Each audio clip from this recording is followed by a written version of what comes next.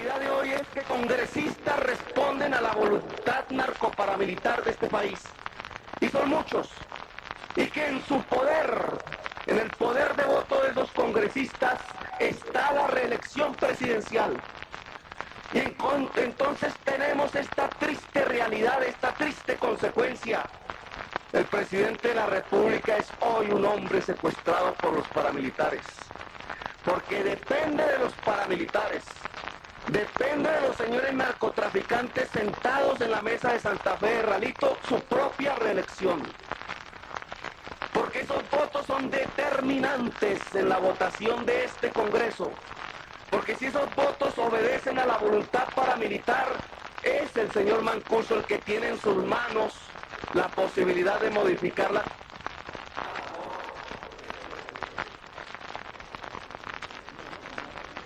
Sonido por el representante Petro.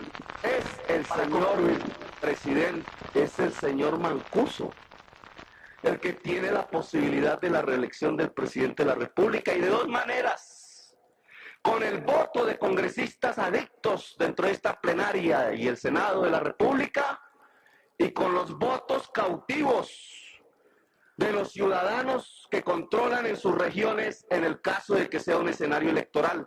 ¿Qué le podemos preguntar al presidente Álvaro Uribe? ¿Tiene la suficiente claridad e independencia moral e intelectual para representar a la sociedad en la negociación con el narcotráfico en Santa Fe de Ralito, sabiendo que existe un nexo de conducción política entre esos señores y la capacidad y la posibilidad de poderse reelegir?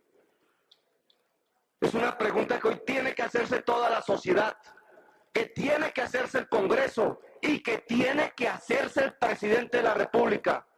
Porque si bajo esta bandera de la paz, bandera sucia de cocaína, lo que se está presentando en el fondo es una alianza de narcotraficantes, genocidas y líderes políticos que, entre otras cosas, tiene como consecuencia la reelección presidencial, entonces nosotros no estamos construyendo ninguna paz. Si es que la paz la definimos como la construcción de un pacto social hecho entre ciudadanos desarmados que puedan trazar las reglas del juego para la convivencia pacífica, no solamente ahora, sino para las futuras negociaciones. Estamos ante una hipocresía, ante un reality, y entonces se vuelve real que mientras se trataba aquí de llorar por las víctimas hechas con sierra eléctrica, despedazadas, estaban golpeando a una hija de una víctima porque trataba de sacar el retrato de su padre para que fuera una voz silenciosa, la del senador Cepeda Vargas, una voz silenciosa que pudiera gritar en la barra, sin la televisión, sin el micrófono, que pudiera gritar: nosotros también estamos presentes y vamos a estar presentes, porque las víctimas de la violencia tienen derecho a expresarse en una negociación de paz. Gracias, presidente, y gracias, colegas, por escucharme. Muy bien. Representante Petro, se concede el uso de la palabra al doctor José Galat, rector de la Universidad. Salvatore Mancuso hizo revelaciones sobre su relación con el expresidente Álvaro Uribe, que han generado un nuevo escándalo y motivaron a una reacción inmediata del exmandatario. Mancuso hizo confesiones a través de una entrevista telefónica desde una prisión en los Estados Unidos. Juan Carlos Aguiar nos cuenta qué dijo Mancuso y cómo respondió Uribe. Cuando Salvatore Mancuso fue extraditado en mayo del 2008, muchos creyeron que sus secretos quedarían en una cárcel en Estados Unidos. Sin embargo, el más representativo jefe paramilitar tras el asesinato de Carlos Castaño sorprendió en una entrevista con Caracol Radio al afirmar que se reunió con el expresidente Álvaro Uribe sin especificar cuándo ni dónde. Señor Mancuso, ¿se reunió usted alguna vez con el expresidente Álvaro Uribe Vélez? Sí, me reuní con él. Incluso afirmó que financió la campaña para su reelección. Yo apoyé la reelección del presidente Uribe, tanto con el aporte que hicimos en las comunidades como con dinero que se lo entregó al comandante Andrés. No obstante, Álvaro Uribe siempre reacciona agresivamente cuando se le pregunta por posibles nexos con paramilitares. Muchos de sus detractores lo han sindicado directamente de nexos con los paramilitares. Si algún día en su mandato eso se llega a comprobar. No, a mí no me amenace usted con eso. A mí no me amenace usted con esas preguntas, que yo soy un hombre respetable. Yo llevo 30 años en la vida política con total honradez. Ni quería irrespetarlo, pero bueno, pero dejémoslo ahí quietecito, que por eso he enfrentado todas las tormentas. Salvatore Mancuso sembró de terror la misma zona donde el expresidente Uribe tiene el ubérrimo, su finca más querida. Hace pocas horas, a través de su...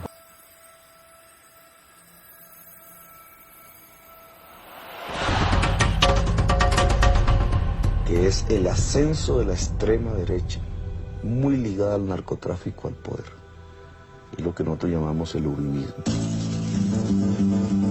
El uribismo proviene de Álvaro Uribe, enemigo declarado de las FARC, que pronto se convertiría en presidente.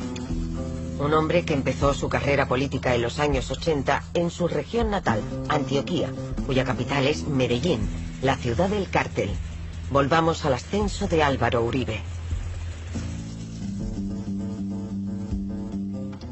Por sus investigaciones sobre el pasado de Uribe, el periodista Nacho Gómez ha recibido premios internacionales de investigación e innumerables amenazas de muerte. Por hacer la investigación que mostraba la existencia de un helicóptero del presidente Uribe en el laboratorio Tranquilandia. Entonces, pues, desde ahí vienen las amenazas. El hoy presidente de la República era en 1984 el dueño de un helicóptero que fue encontrado en el laboratorio de cocaína más grande jamás descubierto en la historia del narcotráfico. Mientras el presidente Álvaro Uribe era alcalde de Medellín, Pablo Escobar desarrollaba con la población de Medellín un programa cívico-social que se llamaba Medellín sin tugurios, que en esos mismos barrios tenía campañas sociales la alcaldía, o sea que se mezclaban las acciones de la alcaldía y las donaciones de Pablo Escobar. Unas relaciones denunciadas por los servicios de información norteamericanos. Este es un documento confidencial de 1991 ya desclasificado y titulado Perfiles de narcotraficantes colombianos. En él se lee: Álvaro Uribe, senador, colabora con el cártel de Medellín al más alto nivel gubernamental y es amigo íntimo de Pablo Escobar, que ha financiado su campaña electoral.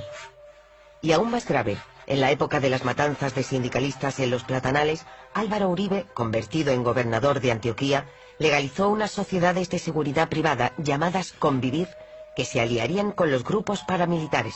Ejemplo: un tribunal de justicia norteamericano inculpó a la multinacional platanera Chiquita Brands por haber pagado a un grupo terrorista más de 1 millón de euros entre 1990 y 2004. Un tal Carlos Castaño había solicitado que el intermediario fuera una Convivir. Ellos asesinaron sindicalistas, al servicio de ellos asesinaron a por lo menos 134 miembros de una comunidad afrocolombiana. En el caso de Chiquita hay plena prueba de que ello fue así. Es el caso más documentado que hay sobre la relación entre multinacionales y paramilitares. 1.500 sindicalistas fueron asesinados en la región de Urabá por estos grupos paramilitares que Castaño federaría. Se les atribuyen miles de muertes, matanzas de civiles y el desplazamiento forzoso de cientos de miles de campesinos. Unos meses antes de la elección de Álvaro Uribe, Castaño les anuncia sus intenciones. Ese gobierno colombiano no negociaba con las FARC, negociaba con los paramilitares que eran tratados como aliados. Primer episodio esclarecedor. El presidente Uribe autoriza a 3 jefes paramilitares a dirigirse al Congreso colombiano. Uno es Salvatore Mancuso, sucesor de Castaño, a la cabeza de los paramilitares, imputado en 60 procesos por la muerte de 7.000 personas. Este proceso concita a construir los instrumentos jurídicos que permitan la salida digna de la guerra para todos los comandantes y combatientes de nuestra organización, también los privados de la libertad. Como recompensa a nuestro sacrificio por la patria, haber liberado de las guerrillas a media república y evitar que se consolidara en el suelo patrio otra Cuba o la Nicaragua de otrora, no podemos recibir la cárcel. Hubo que promulgar una ley de desmovilización, clemente con Mancuso y los jefes paramilitares. Se empezó a vender el paramilitarismo y varias cadenas televisivas, privadas de Colombia fueron cómplices en eso. Se empezó a vender no como lo que eran los ejércitos privados del narcotráfico que estaban cometiendo crímenes contra la humanidad, sino como los ejércitos salvadores contra la barbarie y la FARC. Casi nunca combatió la FARC con los paramilitares. Eso casi no existe en la historia de Colombia, sin embargo así se vendieron. Y entonces el paramilitarismo empezó a tener una legitimación social. Las negociaciones desembocaron en la desmovilización de Mancuso y 32.000 hombres se convirtieron en una carga para Uribe. Washington los clasificó como grupo terrorista, debían entregar sus armas y recibirían una ayuda del gobierno. En cuanto a los 200 jefes, negociaron su situación en base al famoso decreto Justicia y Paz. A cambio de confesiones exhaustivas, se les prometieron grandes reducciones de las penas. Por sorpresa, Mancuso empezó a revelar el funcionamiento de toda la maquinaria paramilitar que se resquebrajó. Lógicamente que en toda la región del país se eligieron congresistas. ¿Y quiénes nos eligieron? Esas poblaciones que direccionábamos directamente nosotros. Igual hacíamos también con alcaldes, igual se hicieron pactos para gobernación. Las revelaciones de Mancuso llevaron a una serie de detenciones. Según él, el 35% del Congreso había sido elegido gracias a los paramilitares. Varios senadores y jefes de campaña de la coalición uribista fueron encarcelados en La Picota en un ala privilegiada, donde hacían barbacoas familiares. El ala pronto fue bautizada por los detenidos como el Congresito. Lo cierto es que todos los caminos del paramilitarismo conducen al presidente Uribe, porque su círculo más cercano ya ha llegado allá. La Corte Suprema de Justicia también inculpó al jefe de los servicios de inteligencia, Noguera, que fue acusado de eliminar los expedientes que relacionaban a políticos con paramilitares y traficantes. El país estaba sumido en una crisis calificada como parapolítica por la vinculación del paramilitarismo con la política. En el Congreso, el senador Petro osó denunciar directamente al presidente en el curso de un debate que hizo época. Miren ustedes aquí, primera foto, el presidente Uribe invitando a votar por él mismo y por sus amigos que están sentados atrás, congresistas hoy en desgracia, procesados, Eric Morris. El presidente desvió la atención de la opinión pública sobre los rehenes. Una nueva operación militar de rescate acabó en una carnicería. 10 de los 11 diputados de Cali resultaron muertos. Al entierro asistieron las familias de los diputados y las mujeres que aún esperan, la madre de Ingrid Betancourt o la esposa de Óscar Lizcano.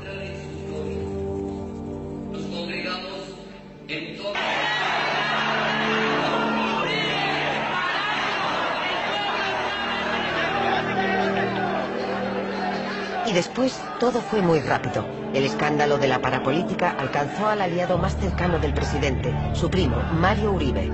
Inculpado por la Corte Suprema, intentó refugiarse en una embajada. Más tarde se unió a los 25 parlamentarios ya encarcelados por sus conexiones paramilitares. En total fueron 63 los inculpados. La crisis del Congreso había llegado a lo más alto y empezó la desbandada de las filas uribistas. Para callar al pueblo, extraditaron a Salvatore Mancuso y a los 14 grandes jefes paramilitares a Estados Unidos por sorpresa. Sus ordenadores desaparecieron y acabaron las revelaciones que le costaron tan caras al presidente. Pero las asociaciones de víctimas de crímenes de Estado y paramilitares se manifestaron y la Corte Suprema fue más allá. Supuestamente el presidente habría comprado a parlamentarios para modificar la Constitución y obtener la reelección en 2006. Esa vez jugó su mayor baza. Ese mismo día el Tribunal Supremo abandonó las diligencias iniciadas sobre las condiciones de la reelección del presidente. Los rehenes habían salvado a Álvaro Uribe. 6 años de uribismo, decenas de periodistas, jueces, líderes indígenas y campesinos muertos. 1.700.000 campesinos expulsados de sus tierras y dolor por todas partes. 10.000 personas desaparecidas, 430 sindicalistas asesinados, miles de campesinos encarcelados, acusados de terrorismo y la selva llena de rehenes.